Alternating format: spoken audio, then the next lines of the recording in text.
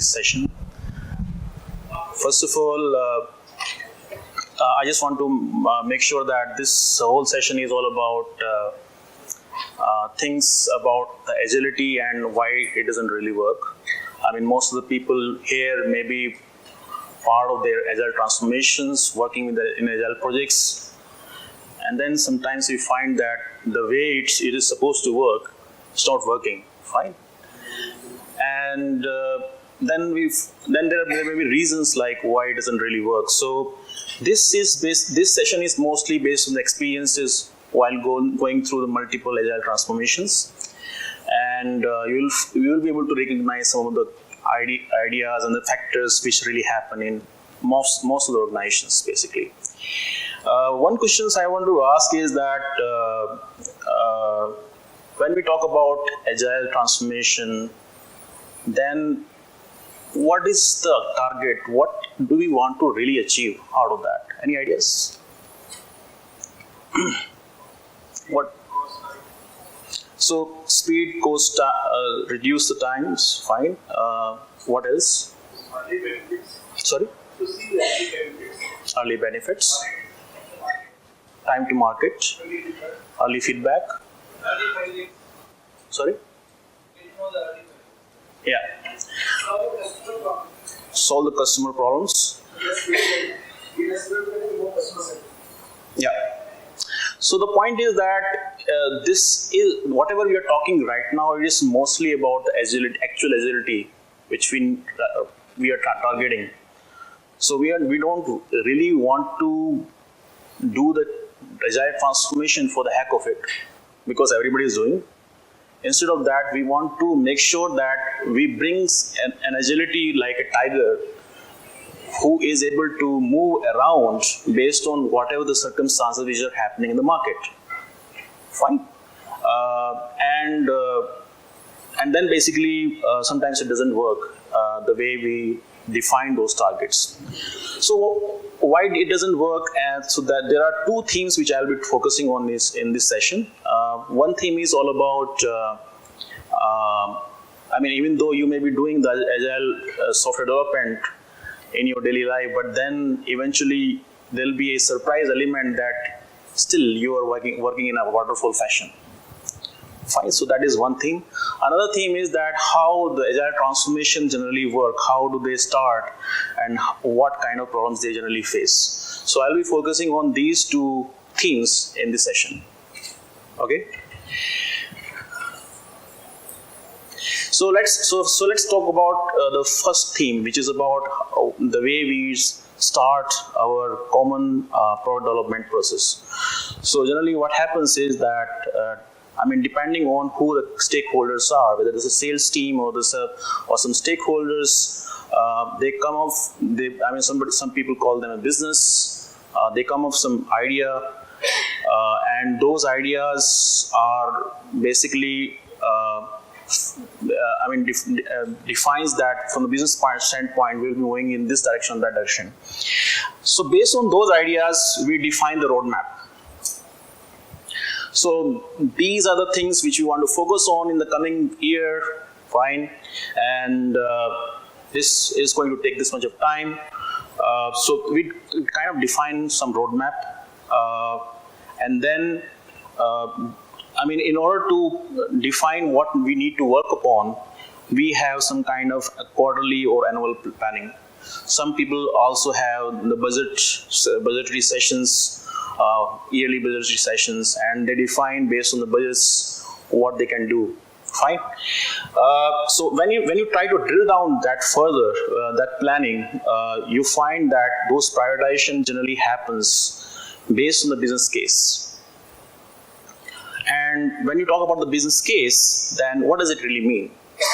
Many of the times the focus is on the profit, how much money you're going to make on that, and another is what is the cost.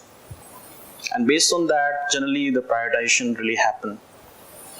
After this process is over, what you generally do is you try to map the ideas to the requirements. You can call those requirements as user stories, so you can call them the features, you can call anything. But the point is that you try to map those ideas to the requirements. And at that point of time, maybe UX team comes into picture and they try to do some design work, interaction design and stuff like that. Okay? If you combine these together, then basically development teams comes into picture. Isn't it? This is how it works. These people actually right now start working in Agile software development and deliver something to the user. Okay? So I mean, the point you see here is that even though we are trying to do Agile software development, this whole development is in pockets. Fine. So maybe around 20% of the whole process is Agile, and rest of the things are still in Waterfall. So let's try to see what we are trying to do out of that. If you think about it, we are, as somebody told, that we are trying to minimize the lead time. Lead time is something like you get the idea and then it is implemented. Sometimes by the time the idea comes and it goes to the market, it may be more than a year or something like that, if people recognize based on their enterprises, based on their budgetary constraints and all that stuff. Fine. Out of that, if you look at the process time, which is, I mean, the point, like the team gets the work and work is completed, it is tiny part of the whole process. Make sense? So what you're trying to do is that this whole process takes a lot of time. The lead time is huge still, even though everybody says that, oh, we have really gone to Agile, and still innovation is not taking place. Nothing is happening. It is happening in the similar fashion. Only thing is, little bit speed is there in the development process. But if you think about the huge, the blockers or the delays before the development comes into picture is huge. Fine. So what generally happens is that Agile comes into picture around 20% of the times of the whole. Okay. Let's try to see what exactly is a problem. I mean, even though we have said this is a waterfall process, but then fine, okay, but the waterfall process is there, but then what exactly is the problem because of that? Fine. Let's try to get into that. So most of these ideas comes from so-called business, so-called sales, stakeholders. Any ideas from where you get the real good product ideas? Any ideas?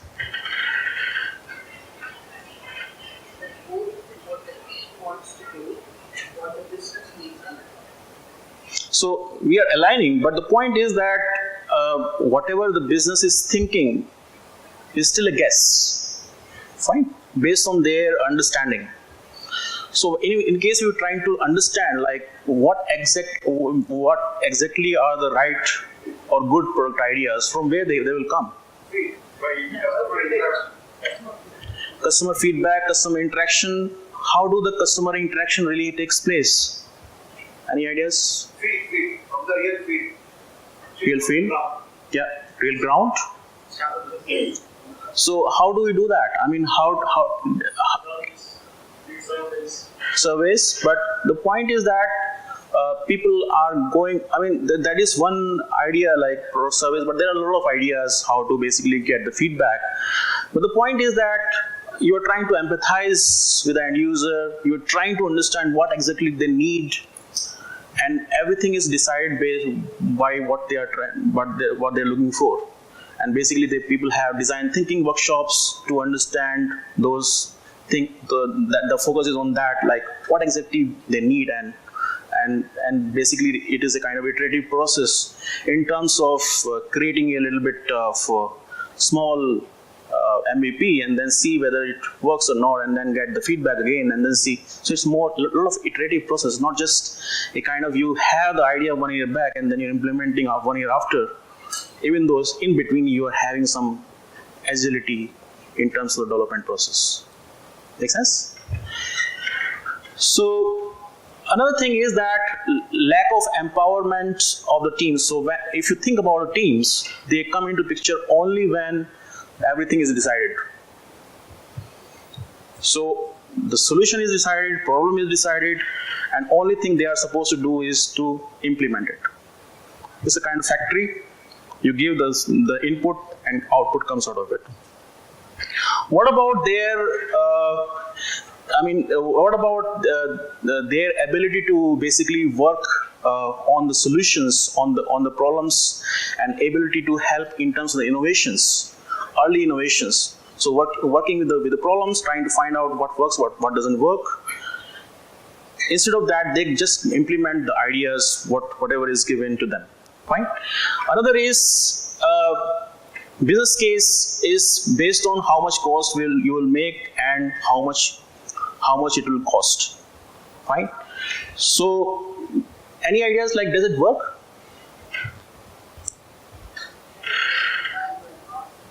Sorry? It should also be based on the value. Yeah, value. But the point is that at this point of time, you have no clue. Absolutely, that is a bitter truth. That you have absolutely no clue about the value you will be making on the product you're having. Fine, it's just a guess right now. So there are two inconvenient truths about the product, and there is simply no escaping from these truths, no matter how smart you might be actually.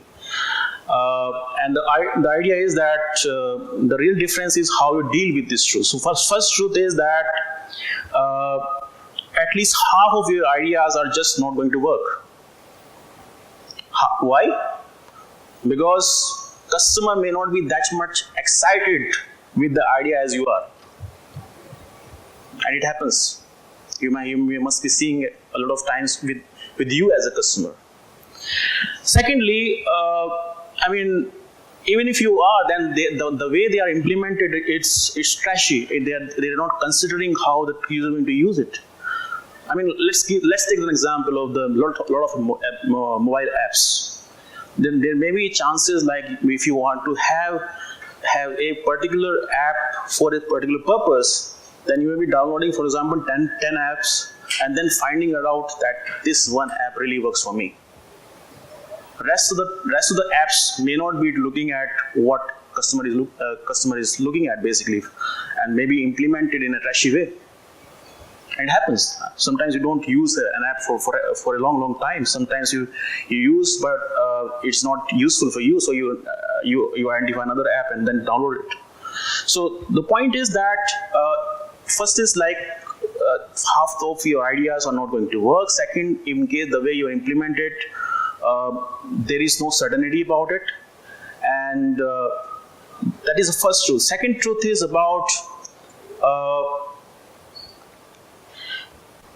it takes several iterations to get the implementation of any idea to the point where it actually delivers the necessary business value. So that is we call as a time to money. Fine. So in case basically what we are talking about that we will be having business case and so whatever we're talking about, just a guess, pure guess, and based on that maybe we are taking certain decisions. The last thing is about the project management instead of product management. So right now the entire focus is on how to build in the budget, in the constraints you are having, instead of focusing on the outcomes. Fine. So the focus is on the output, what you are generating, versus the outcomes, basically, which you need from the market. So also, like when you talk about the designers, so in case for one scenario is that they are coming into picture at first. I mean, from the very beginning, they are participating as part of design thinking workshops. They are making certain designs, iterating with the actual users. Versus, they already have a solution which is given by the stakeholders, and they are just going to implement it. So what they do is they just do the interaction designs based on their capabilities, and that's what the design is. But design basically has to start from the very beginning. So design is all about solving problem and not just a kind of UX. Fine. And engineering also gets into very late in the picture, and that's where the problem is. So as you said, as you see, the problem with this is that you get the 20% of the actual value and potential of the agile methods. Number one. Second thing is, as I said, like you're focusing on the output versus you focusing on the outcomes. Make sense? And think about it, like whatever you are doing, even though you think that you are doing agile, but at the end of the day, it is a waterfall process. So you have a risk at the end. So after 1 year, you develop something, and then you finding that it is not useful at all. So the whole effort is going waste. Fine. So there are different ways to basically minimize that using lean startup methods and design thinking. But the point is that the whole way of working is still waterfall right now. Another point is that people think that they are using lean principles. Fine. Lean principle is all about, focusing on the minimizing the waste, and in this particular way of working, basically what is happening is that it may be the most expensive and the slowest ways of possible to really create product which people love, isn't it? And the last thing is that you lose the opportunity and the money around it, whatever you're trying to do. So this is about like in the way the product development really happens, but in waterfall fashion. Let's get into the mechanics of. This was theme 1, and I will get into the theme 2 now. So the theme 2 is all about mechanics of some common agile transformations. How they really start, what generally really happen in that, and then what kind of problems we generally face. Okay, so one fine day, the stakeholders think, okay, because everybody is going agile, let's go agile. Fine. So this is how generally it happens, based on maybe their needs, but they are still not very clear what exactly they need to do to go to agile. So this agile is a buzzword everybody is doing.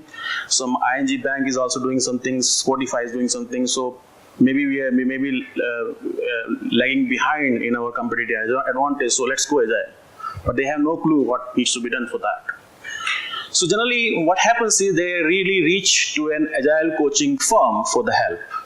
And again, that agile coaching firm may not be having any clue what needs to be done. What they do is they are basically the staff augmentation firm, which can hire the people from the market and basically assigns them wherever you want.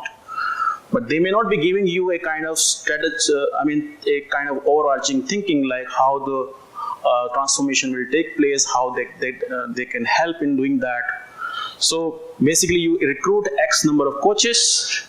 They are vetted minimally on the experience, but based on aggressively negotiated on their rates. Right? This is how it happens. And then they are onboarded in the organization. So what generally happens in these cases? Generally, what happens is that they have no clue what exactly needs to be done from the transformation standpoint. Fine.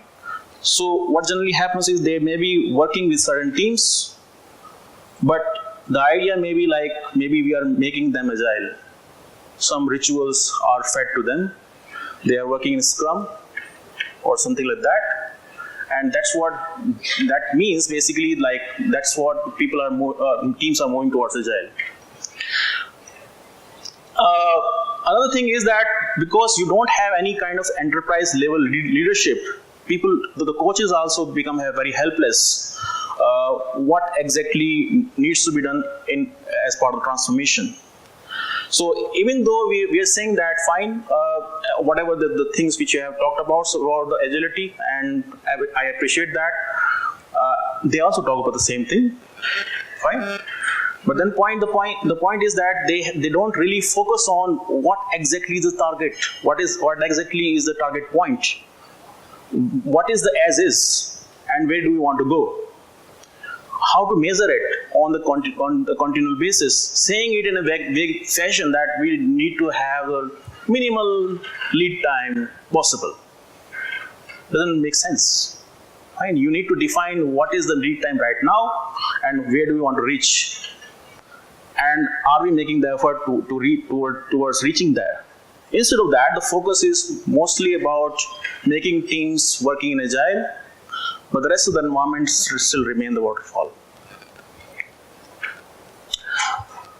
Another thing is that because these people are coming on board from somewhere, they have no clue like what is in terms of the consistency about the various coaching approaches. Somebody will be doing something, somebody else will do something else, and the focus. Some coaches really their job is to focus on the ceremonies. Okay, this team is working with all the ceremonies, and my job is done. Think about the goals we are talking about. Fine. Is it the goal like that they are doing the daily stand-ups regularly? Is that the goal we are having?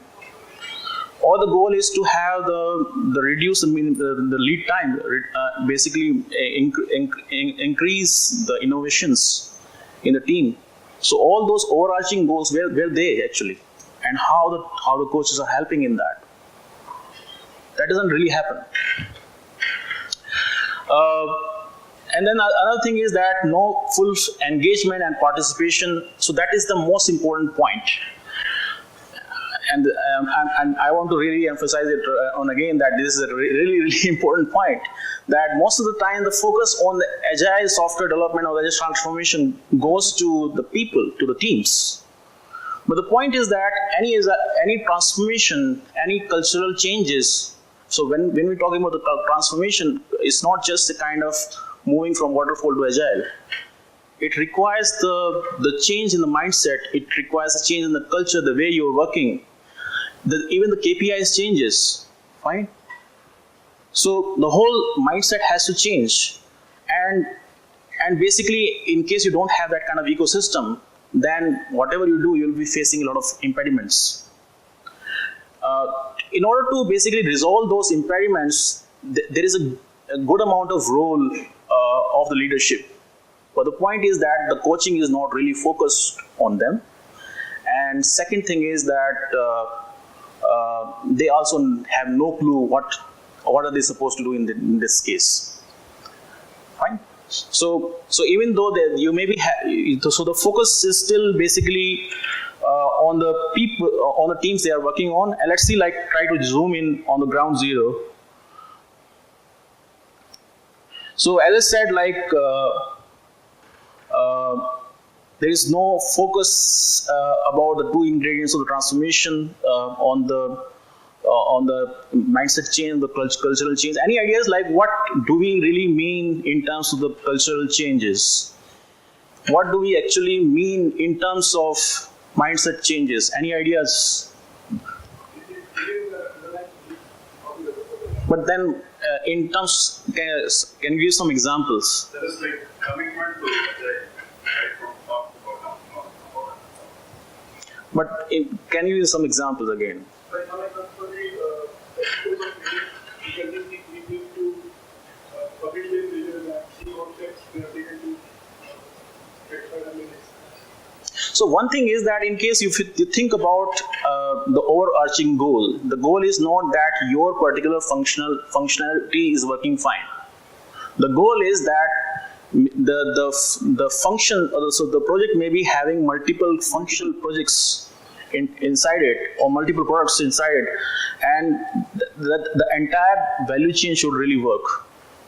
So there may be, many times it happens that there are dependencies between multiple functions, and then they are not resolved at the right time. Fine, the focus is still on the siloed thinking that this is my area and I'm doing fine, so I don't care what other person is doing. So instead of thinking about the global improvements, the focus is still on the local improvements. Yeah. So that's where the problem comes basically. So, and another is like the KPIs still remain same. So for example, let's say the QA APIs. The QA APIs were supposed to be, you should find as many bugs as you can in the system testing or feature testing. Fine. But the agile mindset says that you should not be able to find any bugs in the product even as part of the system testing, because you are trying to help the developers even to avoid those bugs. How? You may be discussing with them that these are the test cases you need to make sure that they are performing well before I can test on the Q environment.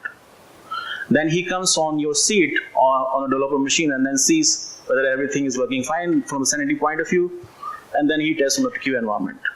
Fine. So the point is that the whole idea of the finding bugs is a waste. Who cares about the bugs? We should target for the 0 bugs. So the point is that even though the methodology and the way of working is changing, but those overarching KPIs still remain same. Fine. So that's where I was talking about like no structural changes. So function silos basically still keep working in the same fashion. And another point which I have seen in many organizations is that traditional manager takes over the transformation and becomes a transformation lead. And the problem is that, first of all, he has never implemented Agile in his life before with a real project in the right fashion. So the point, what happens generally is that his mindset still keeps on remaining in terms of the legacy way of thinking, like this is my Agile coaching team, and our focus is to make people Agile. I mean, this team is becoming Agile, so tick mark, this is done. Next team, this is tick mark, this is done. But is this that target basically you are looking at? And basically there is no focus on resolving the problems the teams are having.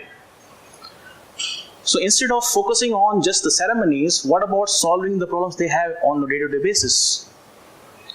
So you can apply different tools. So think about it, Agile may be a tool, Lean may be a tool, extreme programming practices may be tools. So with that, you're trying to solve the problems they are facing on a day-to-day basis. Fine. So are you doing that, or you're just trying to implement Agile the way the book says? Okay. So coaching to implement Agile practices instead of solving problems, as I said. Another thing which you must have seen everywhere, almost everywhere. The coach, most of the coaches comes somehow from the non-technical background, and generally what happens is that the focus is on the structure. Let's make Scrum, the skeleton working. That means Scrum is working, and that makes sense. So I'm not saying that doesn't make sense. It makes sense. But the point is that the real meat is the technical work you do on a day-to-day basis. Fine. So there is no focus on doing or making improvement towards that. Doing continuous integration, continuous deliveries, DevOps in the right way, things like that. So if you're not focusing on that, basically you're just focusing on the skeleton. The real meat is still working the same way. Okay? And that you see in many enterprises.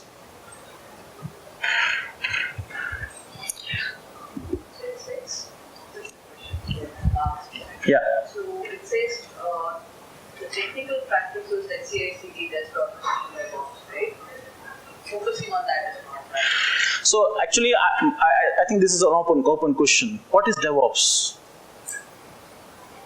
Making sure what product is delivered is supportable by operations. We are aligned on that. Okay. Collaboration between developers and operations. Sorry, collaboration? Collaboration between developers and operations. Yeah. Anybody else? Collaboration. Yeah. So actually, I have seen it multiple times that this is a DevOps team. We'll have some DevOps people who are going to support us. DevOps people? Who are DevOps people? What you're talking about is essentially a operations automation. Continuous integration, continuous delivery, test-driven development was there before DevOps come to picture. It was already there. Operation automation started happening from 2009 onwards. Fine. So the point is not that some automation is DevOps. DevOps is basically collaborative way of working with the operations people as well. So you extend basically Agile to the deployment and monitoring of the application, and you don't leave just to making the features. Fine. So basically, there is a kind of some misconception over there that we are doing some DevOps. So even the developer, a tester is part of DevOps in case you are doing the real DevOps actually. It's not a separate role or a team. Yeah. It's a part of that. Yeah. Right? But somehow that is the kind of misconception people have. So from the last point, what I'm trying to say is that people consider automated ops or technical practices like CI/CD as DevOps, which is not DevOps is all about. Fine. So this is basically traditional output-oriented mindset. I think you might have seen it in your daily lives as well. Right? So let's say system measures the productivity in terms of the story point. We will show more story point for the work we do. Fine. Second is we have done such and such work which is not complete, though the sprint got over. But why don't we count the story point of the work we did, partially work? Isn't it? These questions come actually. Again, we as a team fixed 10 regression bugs which we created ourselves, and we are counting story points on them. We are working on something which is not the highest ever priority from the business standpoint, but we count story points for that work anyways. So that is basically focusing on the output versus the outcomes. So what about outcome-oriented mindset? Outcome is so instead of activities, you're focused on the outcomes. More focus is given on the business value delivered versus instead of the story points only. What exactly? So try to ask every sprint at the end of every sprint, what business value we created for the customer? Did we or did we not? How did we help the end users? Did we or did we not? Those are relevant questions. So another is that instead of basically having some guess and basically making sure that you spend 3 months on that, you try to get some MVP. MVP is something which is done in a very economical way, and try to see the feedback from this customer, and then try to invest on that particular idea. So you're still focusing on the outcomes and not the output. Focusing on the zero defect leakage in the production, quality as a non-negotiable goal. So sometimes looks like, in many organizations it happens that CI/CD, test-driven development are something advanced stuff, but these are non-negotiable stuff from the Agile standpoint. Again, global optimization versus local optimization. So what about because of our step X, we could help in improving the customer experience of entire product, or we help another team to in the value chain to get out the bottleneck because of our similar experience. So you're helping the teams, you are helping trying to see like how we can make the customer experience better. Maybe with our small change, this will make the change. So in case teams are living in isolation, then they will not be able to do that. If they are working along with the business all the time, they are contributing, then that can happen.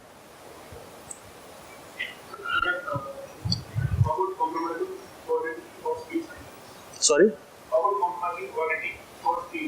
So actually, there is some kind of misconception many times. What I've seen is that quality means more time. Many times, I think it happens when people have not really implemented in the right fashion. So for example, like if you're doing the test-driven development, then it will give you the feedback immediately. You check in the code into the repository. So that because of this change, that this particular thing is broken. Can you fix that? And which you may be finding out as part of the production bug, or somewhere else, or as part of the regression testing. And we may be taking to first of all identify that bug in a day, and then fixing in that, for example, 5 or 6 days. So basically, that helps you. I mean, unit test is a cell. In case there is a problem, it will tell you immediately that there is a problem. Fix it. Instead of that, in case you get to know at the very end, then you are having more problems. Fine. Another thing which I want to focus on is that sometimes I understand that there is more focus on building very fast, something which just want to give it to somebody and then it is not a production idea. But I think that is a conscious decision that this is not a production outcome, so we are making this shortcut here. But in case you are creating some production application, then you must focus on the quality, because think about it, development is just 10% part of the whole cycle. 90% still is maintenance. So your part is done, but then that becomes a default legacy application forever. You will be doing the manual testing all the time. Fine. Another point is that leadership having no clue on their role. So as I said, like if you have this focus on the team and there is no focus on the coaching and the leadership, then they don't have any clue like what needs to be done. Another thing which you might have seen many times is that the focus is on the Excel sheets. Okay, how many teams have gone to Agile to Maturity 1? These teams, okay, done. What about have these teams got the trainings? Okay, this tick mark is also done. Good. Everything's going good. And we are really reaching towards our Agile transformation goals. But think about it like have they ever seen that what is really happening on the ground? What is the feedback coming from the ground? What kind of problems they are facing and how to solve them actually? So that's where this whole idea of the Genbatsu comes into picture, which is coming from the Toyota way of working. And it suggests that in order to truly understand the situation, one need to go to the Gemba, which is the real place where work is done. Fine? One cannot solve problems and improve unless one fully understands the actual situation, which means going to the source, observing and deeply analyzing what is going on. And that is Genbatsu. So do not solve the problem remotely by theorizing only on the basis of reported data or looking at the computer screens. You might have seen that the involvement of leadership is just on that level. Like, when you have some Excel sheets and everything is working good, it's going good actually. So, what about having an overarching coaching strategy at the beginning? What actually the goals are for the organization? where actually we want to go. This is where we are. This is where we want to go. These are the measurements of those things, and we will measure them every iteration if we are making the progress or not. In case we are not making progress, we will make the changes. This is the idea of the whole inspect and adapt, isn't it? Instead of just focusing on the ceremonies. I mean, as I said, like, these are the tools and the right tools. I'm not saying that they are not the right tools. Only thing I'm saying is that the focus, or the focus is bigger? You can use any kind of tools, Agile, lean startup, whatever. But the point is that you're trying to reach to a business goal. What is that business goal? Are you making the progress or not? In case you're not making the progress, what do you want to do? And another thing is that instead of focusing on the coaching down, which is about coaching the teams, there has to be conscious decision to make to focus on the coaching up. They should, as part of the lean house of lean, the leadership is basically the foundation of any transformation. And they need to make sure that from the coaching standpoint, they are on the same page. They know you need to have basically some kind of trainings which are specialized for them. So right now what happens is that, okay, Agile for team members, everybody comes and everybody goes to that training. But then this is not what I need actually as a manager. I want to understand what is my role in it. What do I need to do? How should I make the changes? Fine. So there have to be some specialized training which are focused towards those people actually, and how they can help. So those initial level trainings helps nobody. I mean, they're good for the team level, but not good for the executive levels. And as I said, Genchi Genbatsu from the transformation governance standpoint. So you try to see what is happening on the ground, talk to the people, try to see what kind of problems they're facing, how to solve them, instead of just focusing on some Excel sheets. So that's about it. Any questions? Yeah.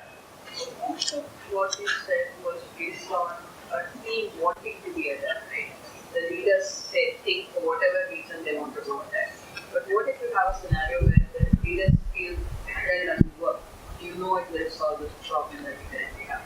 How would you do that? So actually the point is that there may be some blanket statements that Agile doesn't work, or Agile is people only the team wants. Not for us. It's not for us. So actually it is really important to understand why.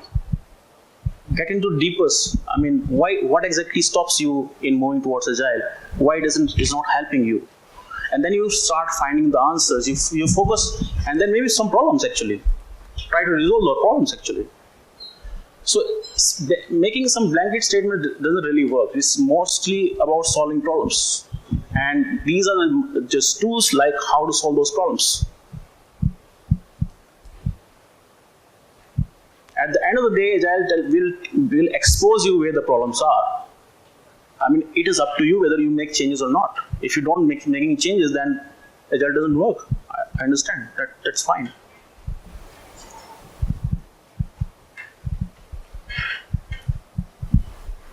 Any more questions?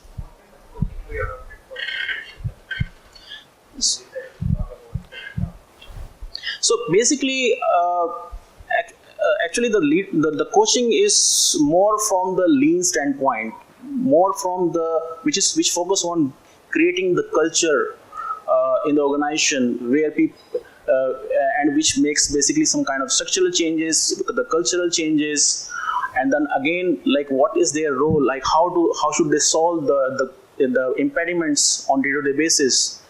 They maybe should meeting once in a week to discuss across with multiple people, stakeholders, and to see like what kind of problem teams are facing, how can we help. Fine. So first of all, making sure that they undergo the training from the lean standpoint, which is focusing on the overarching goals, global optimization instead of local optimization. Fine. They have the understanding of the theory of constraints. So basically that kind of training. And based on that, you make certain steps like, okay, in moving forward, how we will be making the steps in, and how basically how we will be helping the teams in this agile journey. Is it, and this retrospectives can happen over there as well. Is it working or not? Then if it's not working, what should we do? So in case, like, if they are just basically doing the work the same way as was earlier, nothing will change. I mean, I was a VP engineering earlier as well. I was doing the same thing. Only thing is the process has changed, but I'm still working the same way. That doesn't help anybody. So in that situation, when do we say that Agile is successfully? See, first of all, I think we have to understand that this is a kind of mindset actually. So some people will say that we are improving. Think about it like the situation which was there earlier, 2 months back, doesn't remain same. You will be having more challenges. It's the way of working. Fine. You don't become agile. It's a part of your life. This is how you work. It's more about like ability to address the challenges as they come. And those challenges keep on coming actually. So for example, that Toyota was improving from last 50 years. Have they stopped working in that way? They continue to work in that fashion. They keep on improving every day. So that becomes way of working actually. It doesn't stop. Okay. Thank you guys. Any questions?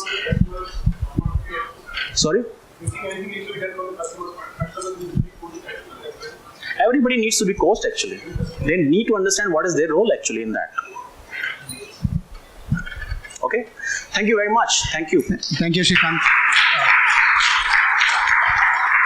I think a good session on what anti-patterns are followed and how we can overcome them. Thanks, Srinath. And as a token of appreciation, I would call Sharath to hand over the memento to Shrikant. Come on.